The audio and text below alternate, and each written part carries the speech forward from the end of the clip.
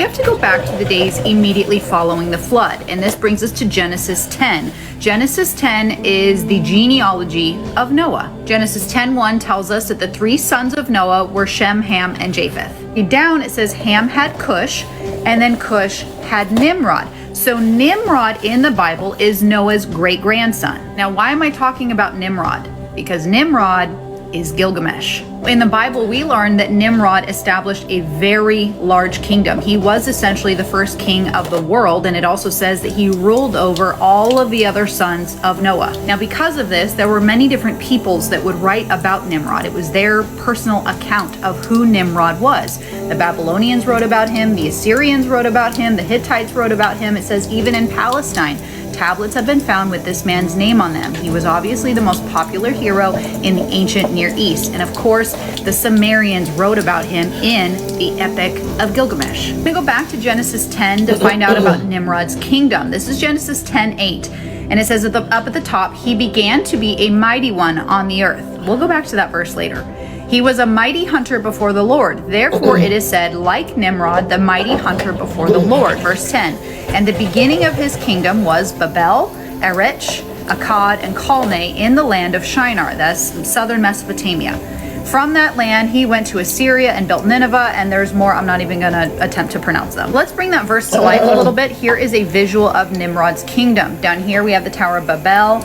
We have Uruk, where he was found, or Erech in the Bible, the city of Ur, which is actually where Abraham was born, and then the land of Shinar. So pretty large kingdom. We're going to go back to Genesis 10:8 because it says he began to be a mighty one on the earth. This is the exact same phrase that God uses when he describes the giants in Genesis 6. So it says, there were giants on the earth in those days and also afterwards. So God is specifically telling us that the giants, these demonic hybrid beings, survived the flood. When the sons of God came into the daughters of man and they bore children to them, those were mighty men who were of old, men of renown. The Greek origin of the words describing Nimrod are exactly the same as the Greek origin of the words God used to describe the giants in Genesis 6. It is worth mentioning that the Septuagint, which is the Greek translation of the Old Testament, also says that Nimrod began to be a giant upon the earth. Now, Nimrod is talked a lot about in the book of Jasher, in the Apocrypha. And before anybody comes for me and says that we shouldn't read the Apocrypha, this is in the Bible, Joshua 10. Is it not written in the book of Jasher? 2 Samuel 1, indeed, it is written in the book of Jasher. The authors of the Bible are referring us to other additional sources so we can find out additional information. Back to Jasher, it says, and they brought him offerings, and he became their lord and king, and they all dwelt with him in the city of Shinar, and Nimrod reigned over the earth and over all the sons of Noah, and they were all under his power and counsel. And all the earth was of one tongue, we know this, and words of union, but Nimrod did not go in the ways of the Lord. Here's what's interesting. He was more wicked than all the men that were before him from the days of the flood until those days. And when you read about Nimrod, this guy was disgusting. He was wicked. He was perverted. He mated with animals all the time because he couldn't control himself. He was absolutely deplorable. Now, Nimrod actually wore the garments that Adam and Eve wore in the Garden of Eden. They were passed down to Noah, who kept them on the ark, and then he passed them down to his sons, and then obviously his sons passed them down to Nimrod. And it says here, he gave them those garments through the love for him, and Nimrod grew up, and when he was 20 years old, he put on the garments. And Nimrod became strong when he put on the garments, and God gave him might and strength, and he was a mighty hunter in the earth. Yes, he was a mighty hunter in the field, and he hunted the animals, and he built altars, and he offered the animals on them before the Lord. Now, there is no written explanation for how Nimrod became Nephilim, how he became a demonic giant. So this is my personal conclusion based upon what I've read. We know that Nimrod, when he was ruling, he did not go in the ways of the Lord. He was more wicked than all the other men, but in his early life, he was obedient to the Lord. And when he put on the garments from Adam and Eve, God gave him power and might. So I think that all just got to his head.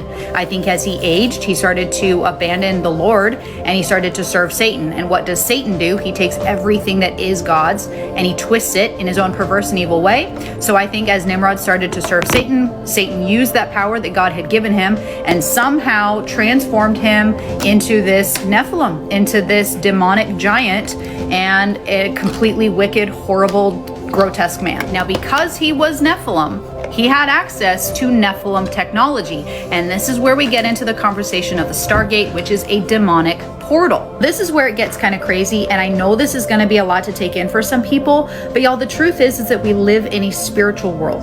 There are angels and demons all around us at all times. They're just in a different dimension than ours. So beings like Nimrod, who were almost 2/3 demon, had access to all of this demonic technology that was beyond what we could even imagine. Now this brings us to the Ziggurat of Ur, which is located in modern day Iraq. Now this is just an artist's depiction of what we think it might have looked like.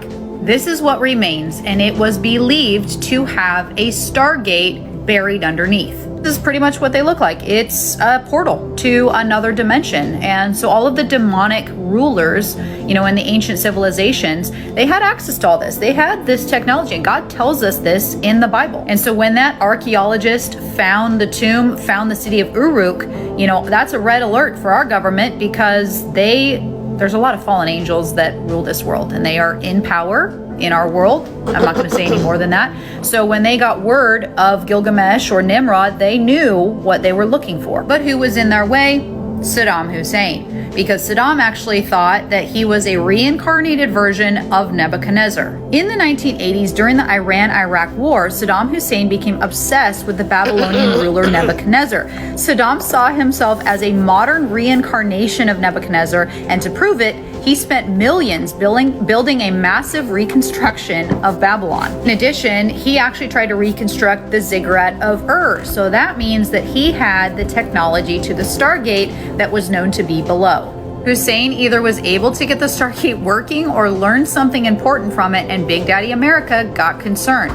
The Bush administration recognized that Hussein had some very, very valuable, relevant information concerning the ancient history of the planet, either technology or text basically confirming this, and he was going to release this to the public. I think that was a big part of the reason why the Bush administration went into Iraq, to stop him from revealing this information, and to also, of course, this is what I think, control it themselves. Now, all of this sounds crazy until you actually do some digging, and you find on the CIA's website a project called Stargate. Now, this goes back many, many years, because there are many Stargates all around the world. This document obviously is from 1993, and it covers the discussion of paranormal activity. The investigations described in this report involve a class of human capabilities generally referred to as parapsychological or paranormal phenomena. There are two general types: informational and energetic. There's a lot of weird stuff in this report, and it takes some time to read through, but you can find it yourself on CIA.gov. There's this story as well from 1928. You can find this on TikTok. This man was digging underneath Egyptian pyramids. He found a Stargate, went through it, and he actually brought people with him.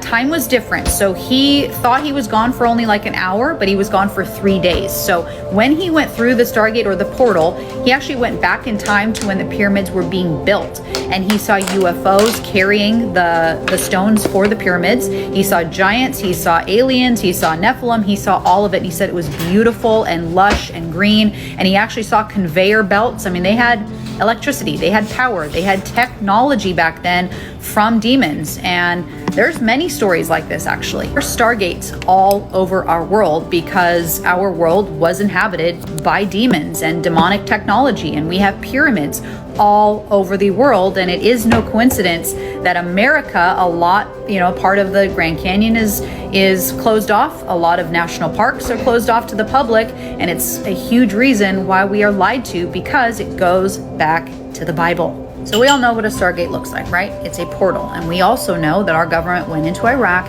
and took the Stargate that was under the Ziggurat of Ur.